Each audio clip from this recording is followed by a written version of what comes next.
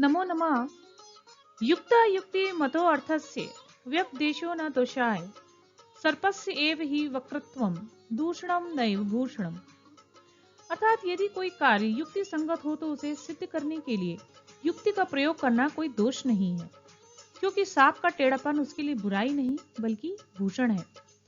अर्थात हर किसी के लिए चातुर्य दोष नहीं होता बल्कि एक साधन होता है। व्यपदेशे अपि सिद्धि स्यात्। उचित युक्ति से किया गया कार्य सफलता का कारण बनता है।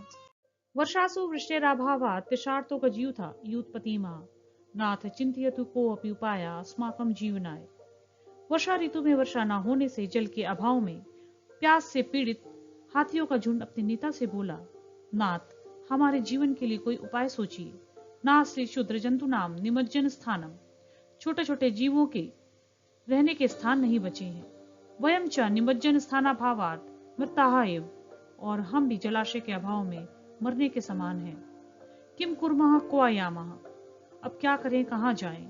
ततो हस्ति राजा नातिदूरम गत्वा एक निर्मला सरादृष्टः। तब हाथियों का राजा थोड़ी दूर पर गया और उसने एक निर्मल सरोवर देखा। तत्र तीरावस्थिता शूद्र शावका गच्छसु गजपादई चूर्णिता। वहां किनारे पे स्थित छोटे छोटे शावक हाथियों के पैरों से कुचले गए। अनंतरम शिलीमुखो नाम शुष्का चिंतयमास अनेन गजयूथेन विनश्यत अस्मत् कुलम। इसके बाद शिलीमुख नामक एक खरगोश ने सोचा, इस हाथियों के झुंड से हमारा वंश नष्ट हो रहा है। तथा एक कहा वृद्धा शशका तम अकथयत मां विषीदत। तब एक वृद्ध खरगोश ने उससे कहा, विषाद मत करो, मया अत्र प्रतिकारा कर्तव्या। इसका प्रतिकार करना मेरे हाथ में है। एवं कथित्वा सा शिलीमुखम उपायम अवदत। ऐसा कहकर उसने शिलीमुख को एक उपाय बताया। उपायम श्रुत्वा शिलीमुखः गजयूतम प्रति अगच्छत। उपाय सुनकर शिलीमुख हाथियों के झुंड के पास गया। गच्छन् च तेन आलोचितम। और जाते हुए सोचने लगा, कथम गजयूत समीपे स्थित्वा वक्तव्यम। हाथियों के झुंड के पास जाकर कैसे बात करूं। ते तु अति विशालः। वे तो अत्यंत विशाल है। अतो हम समीपस्थम शिखरम आरोह्य संवादयामि। अच्छा, मैं पास के शिखर पर चढ़कर ही संवाद करूंगा। तदा अनुष्ठिते तम दृष्ट्वा यूथनाथा अपृच्छत। वैसे खड़े उसको देखकर गजराज ने पूछा, कह त्वम कुतः समायतः। तुम कौन हो, कहां से आए हो। शिलीमुखा उवाच शशको अहम। शिलीमुख बोला, मैं एक खरगोश हूं। भगवत चंद्रेण भवत समीपे प्रेषिता।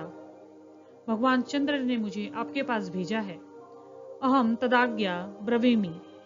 उन्हीं की आज्ञा से मैं यह कह रहा हूं। शुणु यदि ते चंद्र सरोरक्षका शशका त्वया निसारितः।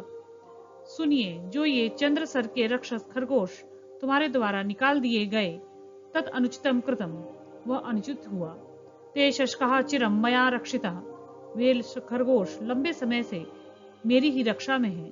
अतएव मैं शशांका इति प्रसिद्धा, इसलिए मैं शशांक कहलाता हूँ। ममाज्ञा सरस्तीरात दूरम गच्छ अन्यथा विनाशा भविष्यति। मेरी आज्ञा से तुम सरोवर के किनारे से दूर चले जाओ, अन्यथा विनाश होगा। एवं उक्तवती दूते यूथपति भयात आह भगवन इदम अज्ञानता कृतम।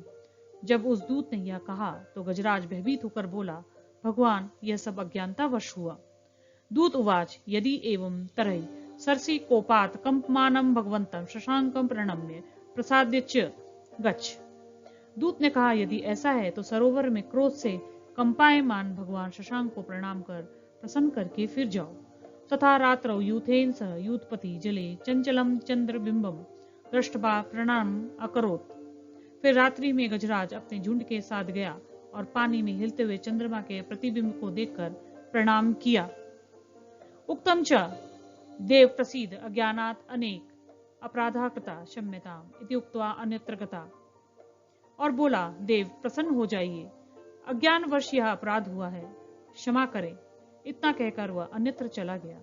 हर्षिता शशका नृत्यन वृद्धम शशकम शिलीमुखम च धन्यवादम कुर्वन् अवदन् च।